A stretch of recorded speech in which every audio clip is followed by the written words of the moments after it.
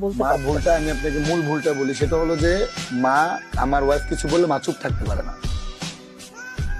এটাই সব থেকে বড় এটাই ভুল। সব থেকে বড় সমস্যা। আর চুপ থাকতে পারে না, এই জন্য আমার মানে আমার ওয়াইফের সাথে আর মার সাথে একটা সিঙ্কেট তৈরি হয়।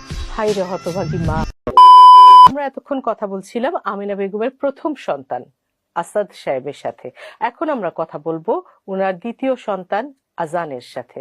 কেমন আছেন আজান? জি আলহামদুলিল্লাহ ভালো। আসলে আপনার মায়ের তিনজন সন্তান, আসাদ, আজাদ এবং টুনটুনি, তিনজনই আপনার এস্টাবলিশ। তো আমার প্রশ্ন, এর পরেও মা কেন বৃদ্ধাশ্রমে? আসলে ম্যাডাম, এটার জন্য আমি আমার বড় ভাইকে দায়ী করবো না, কারণ হিসাবটা বরাবর।